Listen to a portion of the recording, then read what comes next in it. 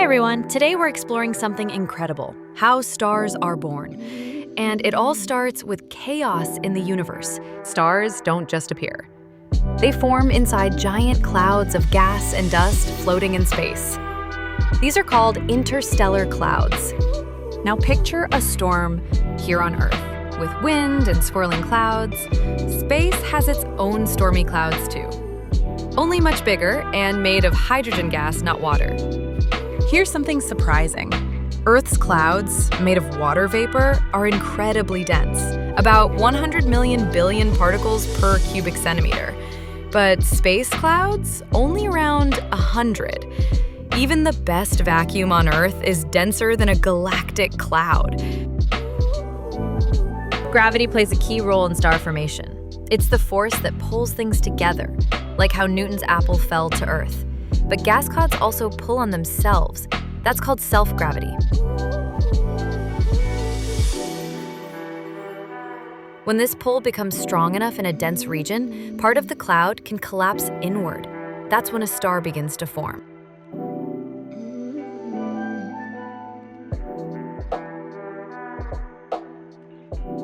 Stars can be tiny or massive, some just 1/100th the mass of the sun, others 100 times larger. What decides that difference? Let's find out. Gravity helps stars form, but it's not what starts the process. It begins with turbulence, random, high-speed motion of gas in the cloud. These chaotic flows compress some regions of the gas.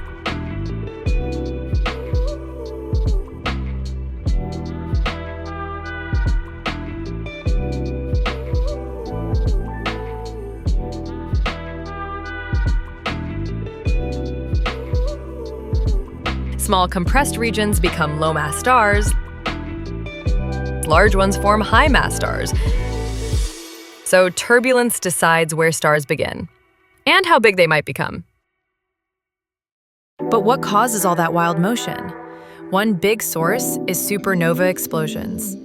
When stars die in massive blasts, they send shock waves that stir up gas clouds.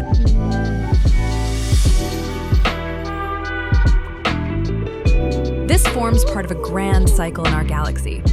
Gas clouds form stars. Some stars explode and scatter chemical elements into space.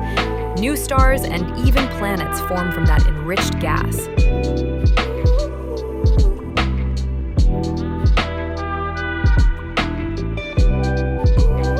Here's a quick question. Can you name a chemical element that's essential for life?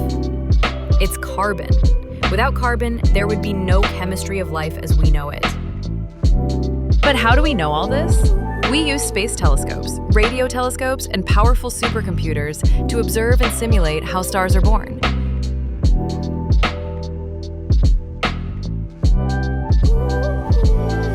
Now let's see what this looks like.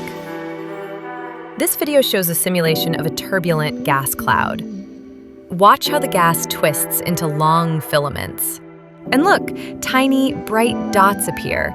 Those are new stars forming deep inside the cloud.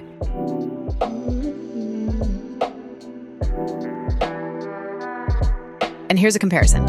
On the left is a synthetic observation, a simulation shown as if we were looking through a space telescope. On the right is a real image from the Herschel Space Observatory. Both show long filamentary clouds with star-forming regions. That's how we know our simulations reflect what's really happening in space.